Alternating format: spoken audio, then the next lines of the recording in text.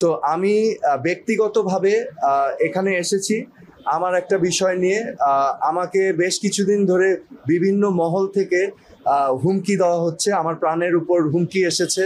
এবং গতকাল রাতে আমি যখন আমার কাজ শেষ করে, আপনারা জানেন যে আমি একজন কর্মঠ মানুষ, আমার কাজ করতে হয় প্রতিদিন।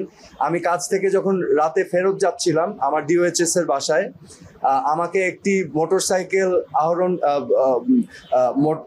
মোটরসাইকেল চালক আমাকে ছায়ার মতো ফলো করে।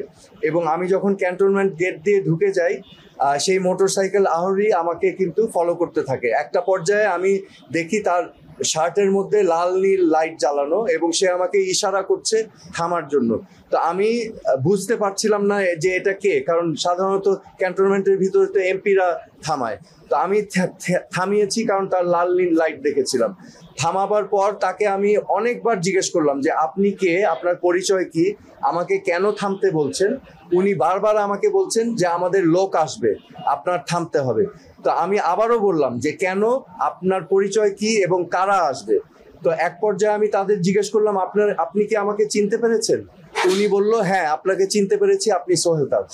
তখন আমি আরো পাজলড হয়ে গেলাম যে সে তো আমাকে চেনে। তো আবার জিজ্ঞেস করতে থাকলাম, এরকম অনেকবার জিজ্ঞেস করার পর আমি গাড়ি সাইড করে রেখেছি। তাকে ফোনে বলতে শুনলাম যে হ্যাঁ হ্যাঁ উনি জাহাঙ্গীর গেট দিয়ে ঢুকে গিয়েছে, আপনারা এখানে এই লোকেশনে আসেন। না না, জাহাঙ্গীর গেট দিয়ে ঢুকে গেছেন, উনি ক্যান্টনমেন্টে ঢুকেছেন। তো এরকম কয়েকবার বলার পর আমি তাকে আবার বারংবার জিজ্ঞেস করলাম পরিচয় কি, কেন আমাকে থামিয়েছেন। সে কোনো সদুত্তর দিল না।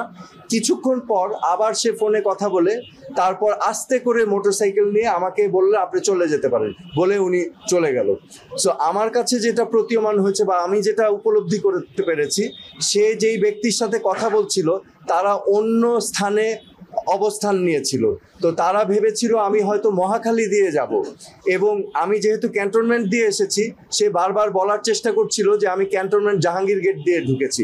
সো এটা আমি মনে করছি, আমার অনুমান যে এখানে একটা দুরভিসন্ধি ছিল, এখানে একটা দুর্ঘটনা বা অঘটন ঘটাবার পরিকল্পনা ছিল।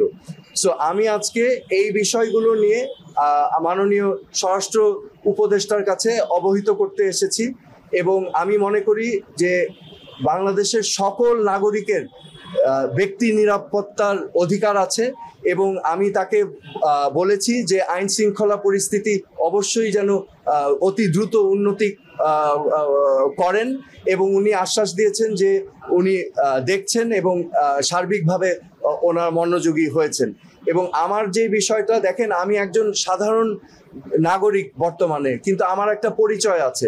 তো এই পরিচয়ের কারণে অনেক মহল থেকে কিন্তু অনেক কিছু করারই হয়তো প্রয়াস থাকতে পারে। তো সেই জন্য আমি তাকে বলেছিলাম এবং অবহিত করতে আমি এসেছি।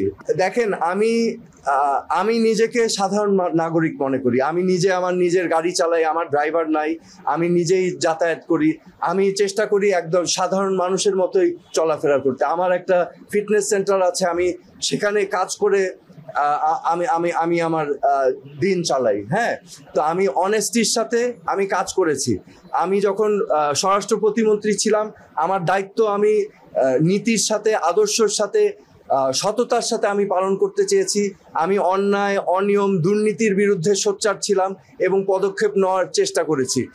পরবর্তীতে আমি পদত্যাগ করার পরেও সময় সময় কিন্তু আমার উপরে নানাভাবে নানা কিছু করা হয়েছিল।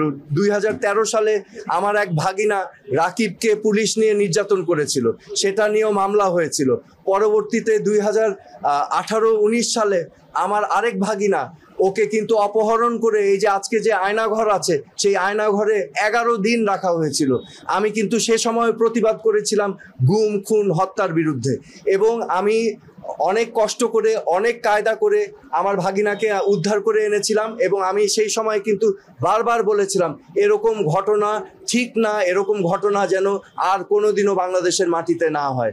তো আমি সবসময় প্রতিবাদ করে এসেছি আমার অবস্থান থেকে। আমি তো একজন সাধারণ নাগরিক, আমারও তো নিরাপত্তার একটা বিষয় থেকে যায়, তাই না?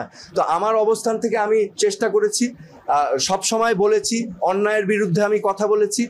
এবং বর্তমানে আমি যেটা ফিল করছি যে এখানে যেহেতু একটা পরিস্থিতি বিরাজমান আছে, এখানে বিভিন্ন মহলের থেকে স্বাভাবিকভাবে হতে পারে। আমার আরেকটা পরিচয় আছে, আমি বাংলাদেশের প্রথম প্রধানমন্ত্রীর সন্তান। তো আপনারা স্বাভাবিকভাবেই বুঝতে পারছেন যে আমি সাধারণভাবে চলার চেষ্টা করলেও এই পরিচিতিগুলো কিন্তু আমাকে ছাড়ছে না। তো সেই কারণেই আমি আমার নিরাপত্তা নিয়ে একটু শঙ্কিত, কারণ আমারও অধিকার আছে একজন সাধারণ নাগরিক হিসাবে বেঁচে থাকার। আমি মাননীয় প্রধান উপদেষ্টা স্বরাষ্ট্র উপদেষ্টাকে জানিয়েছি এবং ওনার সাথে আলাপ করে আমি এখন সেনাবাহিনীর প্রধানের কাছে আমি আহ্বান করব যে আমি যখন ওই গেট দিয়ে ঢুকেছিলাম, জাহাঙ্গীর গেটে কিন্তু হাই রেজুলেশন সিসিটিভি ক্যামেরা আছে। তো আমাকে যেই মোটরসাইকেল ফলো করেছিল, আমার বিশ্বাস সেই মোটরসাইকেলের লাইসেন্স প্লেট বের করে তার পরিচয় নির্ধারণ করা সম্ভব, সেনা প্রধান যদি চান।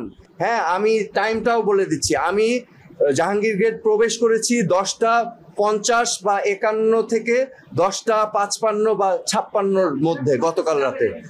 আমি সেনা প্রধানের কাছেও জানতে চাবো এটা যেন উনিও তদন্ত করেন, কারণ আপনারা জানেন যে এখানে ঢাকা মহানগরের পুলিশ কমিশনারও ছিলেন, এখন ওনাদের এখতিয়ার নেই ক্যান্টনমেন্টের ভিতরে। তো আমি সেনা প্রধানের কাছেও আহ্বান জানাচ্ছি এটা তদন্ত করার জন্য। আমার কথা স্পষ্ট, আমি বারবার বলেছি আমার রাজনীতিতে আসার কোনোই আগ্রহ নাই। এই পচা, নোংরা, নষ্ট রাজনৈতিক কালচারে আমি আসার ইচ্ছুক না।